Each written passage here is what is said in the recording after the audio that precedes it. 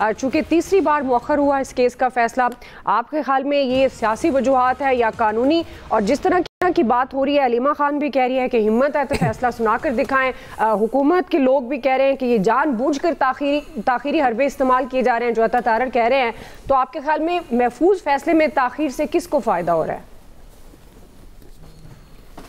دیکھیں، کچھ تو ہے جس کی پردہ داری ہے، کم سے کم یہ لفظ موجود ہے۔ اور میں نے عمران اصغر سے جب پوچھا، جو اس کیس کو پہلے دن سے فالو کر رہے ہیں اڈیالہ جیل میں، انہوں نے کہا جی جج صاحب کے چہرے پہ اکتاہٹ طاری تھی، اور جب انہوں نے یہ کہا کہ فیصلہ میرے پاس سائن شدہ موجود ہے اور وہ نہیں آئے، حالانکہ اگر ہم دیکھیں تو جج بشیر صاحب جو بڑے مشہور ہیں، جنہوں نے 2 وزیر اعظموں کو سزا دی نیب کے عدالت کے طور پہ، احتساب عدالت میں،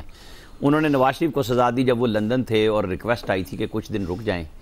میری اہلیہ بیمار ہیں، تو انہوں نے ان کو غیر حاضری میں سزا دی، اور اس کے بعد وہ جب وہ آئے اور وہ پکڑے گئے۔ پھر وہ توشہ خانہ میں بھی عمران خان کے جج تھے، اور عمران خان نے ایک بیان لا کے دینا تھا، انہوں نے کہا میرے سیل میں پڑا رہ گیا، میں لے آتا ہوں، اور جب وہ واپس نہیں آئے، 2 دفعہ ڈپٹی سپرنٹینڈنٹ گیا تو انہوں نے کہا جی عمران خان آنے سے انکاری ہیں، تو انہوں نے کہا ایک دفعہ آپ پکاریں کیس کا ٹائٹل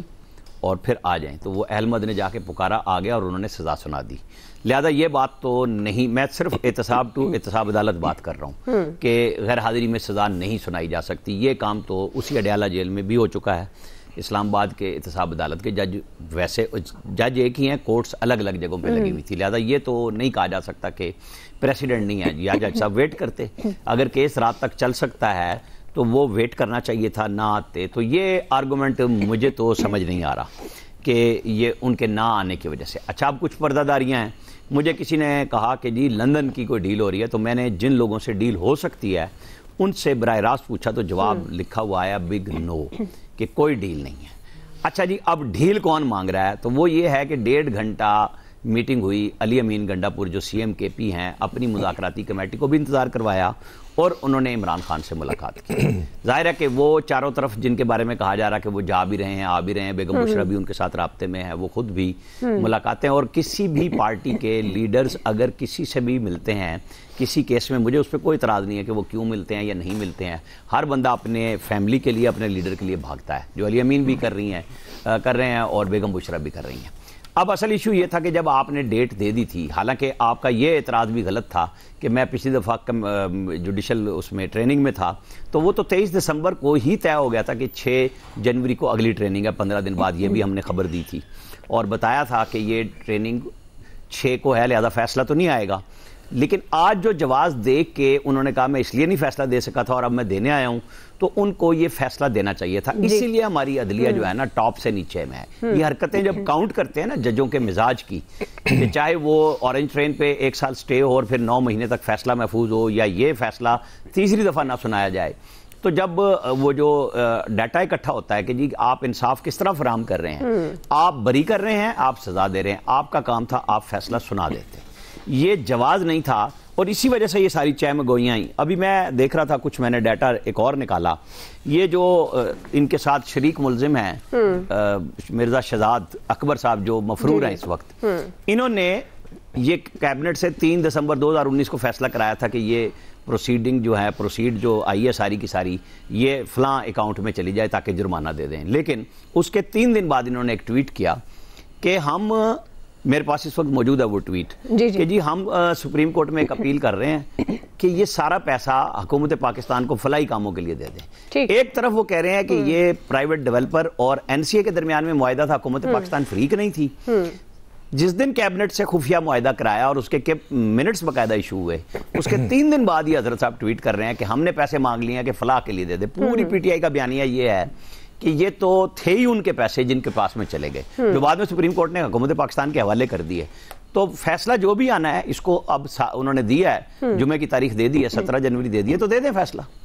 صحیح جی ایاز صاحب، دعا ایک تو یہ چیک کرا لیں کہ فیصلہ کس برانچ میں پھنسا ہوا ہے، مجھے لگ رہا ہے کہیں پھنسا ہوا ہے یہ فیصلہ، اور دوسرا عمران اصغر بہتر ہوتا نام لینا برانچ کا بہتر ہوتا. وہ آپ کو زیادہ بہتر پتا ہے یار, مجھے برانچوں کا پتہ ہی نہیں ہوتا. بی آر بی نہر کی برانچ کا برانچ کا آپ کہتے ہیں, بی آر بی نہر کی ایک برانچ کا پتا ہے, کہیں وہاں نہ پھنسا ہو. دوسرا عمران اصغر بہتر تھا کہ فیصلہ آباد گاف بیا لینے اور جیسا آپ نے جب یہ کہا نا دستخط شدہ فیصلہ موجود ہے, تو بہتر تھا ان سے پوچھ لیتے کہ دستخط کس کے ہوئے ہیں اس فیصلے پہ. خیر ہمارے جج تو آپ کو پتا نا ماشاءاللہ اللہ تعالیٰ نے ان کو وہ, دوسرا یہ ہے نا کہ ہمارے ججوں کو آج کل یہ بہت جلدی ہے کہ ہم نے فیصلے کرنے ہیں بہت سارے, تو اس لیے ان کے پاس ٹائم نہیں تھا. وہ آئے, انہوں نے انتظار کیا, اور انہیں پتا تھا کہ چونکہ مجھے باقی بہت امپورٹنٹ فیصلے کرنے ہیں, کیسز سننے ہیں, اس لیے وہ نکل گئے. اور جا کے انہوں نے پھر ایک نئی ڈیٹ دے دیتے ہیں ہم ہر دفعہ. اللہ کرے کہ اگلی ڈیٹ پہ کچھ ہو جائے اب, کیونکہ ایک تو وہ استدلال ہے جو وہ کہتے ہیں پی ایم ایل این والے کہ شاید وہ ہائی کورٹ کے 4 ججز جب آئیں گے تو اس کے بعد یہ فیصلہ آئے گا, تاکہ اس کے بعد پھر وہ ججوں میں بیلنس ہو جائے. تو اس کا مطلب تو یہ, میں تو یہی کہہ رہا تھا نا کہ وہ چیف جسٹس صاحب جو ہیں اسلام آباد ہائی کورٹ والے, ان کے لیے کیا ایشو ہے کہ کسی کیس کو لگانا نہیں لگانا, وہ ٹائم لے سکتے ہیں. لیکن سنا ہے کہ شاید وہ بھی تھوڑے ناراض ہیں کہ ان کی ابھی تک ایلیویشن نہیں ہوئی سپریم کورٹ میں, تو شاید ان سے بھی خطرہ ہے کہ وہ کوئی ایسا فیصلہ فوری نہ دے دیں, وہ اس کو لے لیں, کیونکہ ارجنٹ نوعیت کی وہ درخواست ہوگی اور کوئی گڑبڑ نہ ہو جائے. تو اس طرح کی اسپیکولیشنز تو موجود ہیں. لیکن سب سے بڑی اسپیکولیشن وہی ہے, وہ جس کی پردہ داری کی رانا صاحب بات کر رہے تھے, کہیں بات ہو رہی ہے, بات چل رہی ہے, بگ یس ہو بگ نو ہو, بات تو ہو رہی ہے. کیونکہ وہ اگر 1.5 گھنٹہ ملاقات ایسے تو نہیں ہوئی,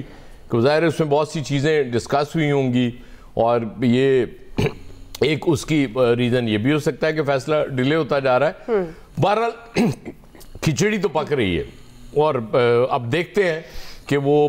غالباً دم تک آ گئی ہو. وہ دم جب کھلے گا, آپ تو بہتر سمجھتی ہیں نا, کیونکہ خاتون ہے, وہ دم کھلتا ہے اور پھر وہ جو خوشبو آتی ہے اس کی, وہ اس کا بھی ایک اپنا مزہ, کالی مرچوں کی خوشبو زیادہ ہوگی, اس کا بھی ایک اپنا مزہ ہوتا ہے. اور وہ خوشبو کے بعد پھر لوگ بھوک بھی لگی ہو تو پھر لوگ بڑے رغبت سے کھاتے بھی ہیں. بہرحال انتظار کریں کہ یہ دیگ کب اترتی ہے اور اس دم پہ لگتی ہے اور دم کھلتا ہے تو پھر خوشبو کتنی آتی ہے, پھر کتنی خوشبو آتی ہے, اور پھر کیا لذیذ ڈش سامنے آئے گی, کیسے لوگ ٹوٹ پڑتے ہیں اس پہ. فیصل صاحب, میں تو خوشبو ہواؤں میں بکھر جاؤں گا. پھر یہ نہ ہونا وہ خوشبو ہواؤں میں بکھر جائے گی, بکھر جائے. فیصل صاحب, میں ایاز صاحب سے کہہ رہا ہوں, یہ خوشبو نہیں بریانی کی لگ رہی ہے, کھچڑی کی نہیں ہے. ہائے ہائے ہائے سبحان اللہ, یعنی کافی انگریڈینٹس ڈالے گئے ہیں, آپ یہ کہنا چاہ رہے ہیں کہ صرف دال چاول سے کام نہیں چلایا گیا. بریانی والی پلاؤ کی بات کرتے تو کوئی خوشبو بھی ہوتی ہے. فیصل صاحب, فیصل صاحب آپ بھی حصہ ڈال لیں اس میں. بات یہ ہے کہ حصہ تو ایسی ہے, ہم آپ تفریح کریں, شغل کریں, حصہ ڈال دیں, اپنی اپنی مرضی کی بات کر دیں. لیکن میں عامر صاحب کی بات سے جو ہے مطمئن ہوں. آج ان کی بات میں مجھے تھوڑی سی وہ بھی نظر آئی, کیا کہتے ہیں, کیا نہیں ہوتا آدمی جھنجھلاٹ کا شکار نظر آئے بہت. کیا کنفیوز نظر آیا آپ کو؟ فیصلہ اچھا نہیں, جھنجھلاٹ